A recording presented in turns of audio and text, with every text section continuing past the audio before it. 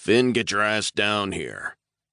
Finn Erickson heard Marcus Steele's gravelly voice across the comm line. Finn fired at the alien vehicle on the ground below and then pulled his hot quadcopter into a tight turn. Below, he saw Hell Squad and its leader, Marcus, battling a large Raptor patrol. Even though the humans were clad in black carbon fiber armor, they still looked small compared to the giant humanoid aliens. "I'm coming," Finn said. "Make it quick," Marcus growled. "Gabe's bleeding like a stuck pig." Finn touched the controls again, his hawk responding in an instant. He spotted the big form of Gabe Jackson. The man was fighting with a brutal ruthlessness. He didn't look injured, but Finn expected that as long as he was breathing, a man like Gabe would keep fighting. Hell Squad had been fighting since the day the aliens had invaded. Finn knew the tough group of soldiers wouldn't stop until the Gazeta were gone. If they were ever gone. Finn fired again at another big, ugly, squat alien vehicle. Then he spotted a good place to land and started his descent. He didn't touch the skids to the ground. It was too hot. Instead, he hovered just above the grass. "Make it quick, Marcus." Ahead in the distance, he saw more alien vehicles bumping over the now twisted and overgrown patch of road. Damn, they just keep coming. It had been almost 2 years since the world as they knew it had ended. The Gazeta, dinosaur-like aliens, had arrived out of the blue in their giant ships. They'd wanted the Earth's resources, the biggest one being humans themselves. The side door of the Hawk was yanked open. Finn looked back and saw Hell Squad jumping aboard. "Finn?" A sweet feminine voice sounded from his comm panel. "Drone feed is showing incoming Taros." Elle Milton was the comms officer for Hell Squad, not to mention Marcus's fiancée. "I see them, Elle." Finn tapped the screen on his control panel and saw the dots zooming in from the north. He yelled back over his shoulder. "Strap in!" He sent the Hawk upward at high velocity. He heard a thump from the back, and then cursing. "We have incoming Taros. A lot of them. I need someone on the autocannon." The alien ships were close enough now that Finn could make out the distinctive pterosaur shape. Large fixed wings sharpened to a pointed cockpit at the front, along with a long tail-like back end.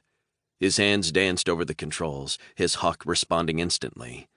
As the Raptor ships started firing their deadly poison ammunition, Finn threw the quadcopter into evasive maneuvers.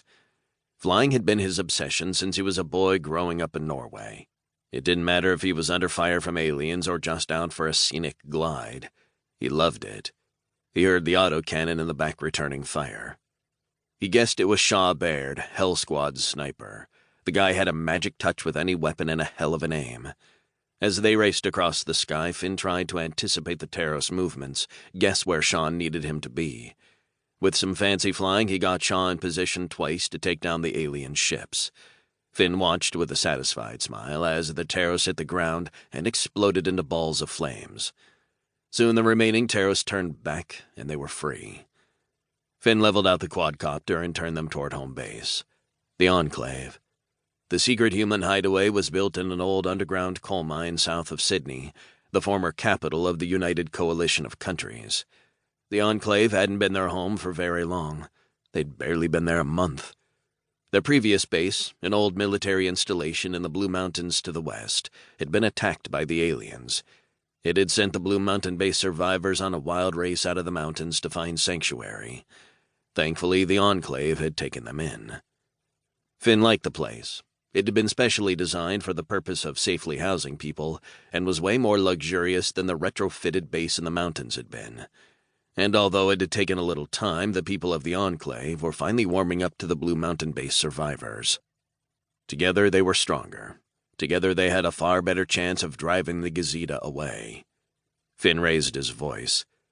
"Ladies and gentlemen, turbulence has ended. Enjoy the rest of your flight, and thanks for choosing to fly with Erickson Air." "Can it, Finn?" Finn grinned to himself. The accented voice belonged to Cruz Ramos, Hell Squad's second-in-command. "Lousy service, though. Where are my drinks and complimentary peanuts?" That cocky voice belonged to Shaw. So much had changed in the last 2 years. Finn had been part of the Coalition Air Force before the invasion, and while he'd flown some combat missions, it had been nothing like what he was doing now. Now he flew Hell Squad around, the toughest squad that they had. And that was both a privilege and an honor. To keep listening to this audiobook, I've left you a link in the description so you can do it, at no cost thanks to Audible's 30-day free trial.